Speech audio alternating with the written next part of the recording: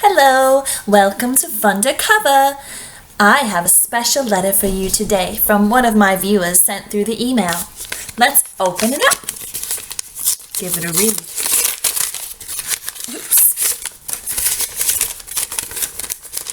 It says, Dear Fundercover, my wedding is in 2 days. Oh dear. And my husband spent all the money for the flowers on the limo. How can I make some table arrangements? Help, it's an emergency. From Broke Bride. Oh my, Broke Bride.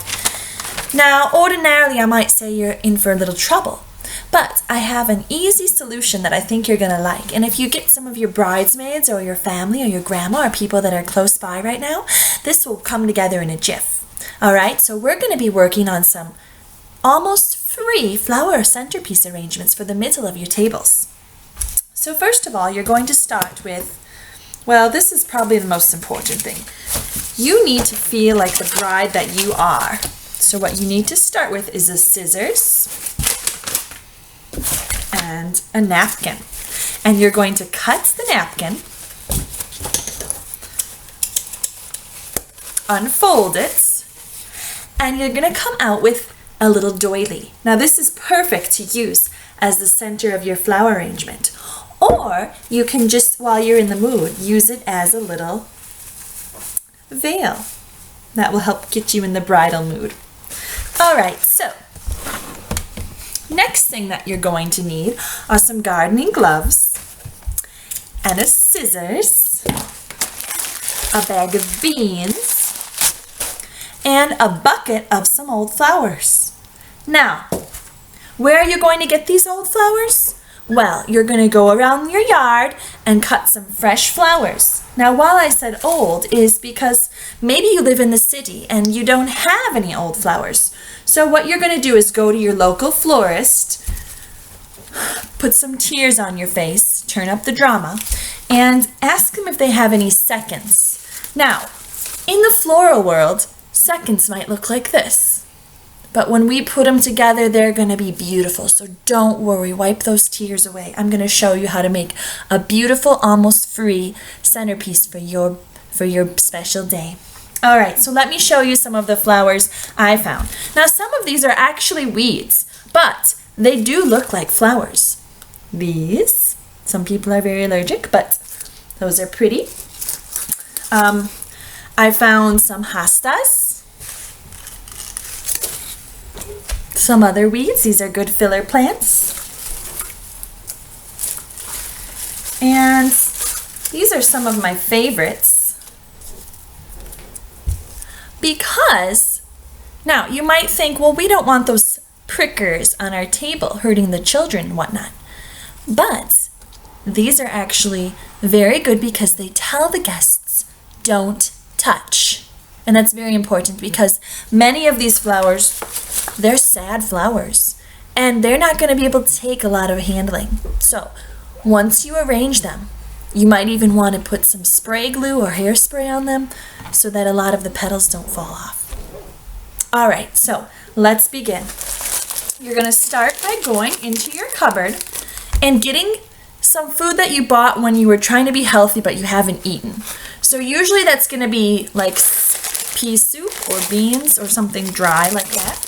You could also use dirt. Try to find like a mason jar because those are really in right now, or something else that's clear. You're gonna, put on your gloves.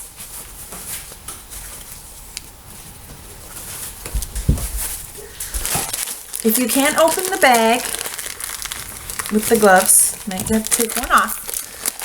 And pour those into the mug.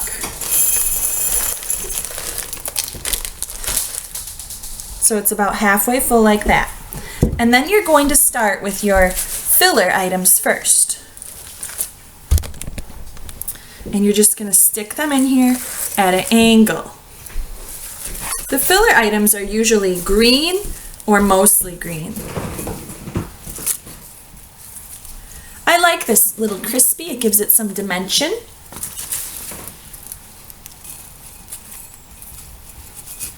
All right, now we did talk about having these pricker bushes that are going to help you because they say, don't touch. So you might want to keep those prickers by your most delicate little flowers. These are our wowzers. Put the wowzers right up front. Now, with your scissors, if one's sticking way up too tall and you don't like how that looks, it's your day. You can make it shorter. Stick it in there, snuggly, snuggly. Now, what I like to think about when I'm arranging flowers, this image that always gets me through it, is a clown car. Everybody's cozy, but everybody's fun. And they're all going to fit in there and work together. Now, these are rare. I forgot what they're called, but they're really pretty. They have these little puffs, kind of like make a wish, it's your wedding. Oops, something. Oh dear, the pricker bush is in my hair. Ow. Okay, so maybe, put your hair out of the way when you do that. Oh, I only had one. Okay, so you're gonna just trim, trim, trim. Remember, it's your day, it's your bouquet. Keep that in mind along with the clown car. Okay, so stick that in there. Now, I'm saving these beauties for last because, like a clown nose, it's the first thing you're gonna notice. Now remember, you can get these as seconds, probably at any florist, in their compost pile or their dumpster. Now, these hollyhocks, these are actually from my yard, and they wilt quite easily, which is probably why we should add a little water. We'll do that at the ends. Work quickly because flowers need water. You've got some more fillers, and your bouquet is coming along. Now what I like to do is just grab a few handfuls of grass, sprinkle that on there because it's kind of like glitter or those little glass beads that you just can't afford at the dollar store. We're using nature and we're loving it. All right, so there you have it. Now, if you want to get really fancy, you could tie like a nice ribbon around here that goes with your theme. Don't forget about your doily. You're going to want to set it on each place. And as I said, if you get grandma and all the aunties working, you're going to have your beautiful, nearly free flower arrangements ready for your wedding in 2 days in a matter of a few minutes. And don't forget the water. I'll do that as soon as I say bye-bye. So I hope this helps to all my poor broke brides out there. See you next time.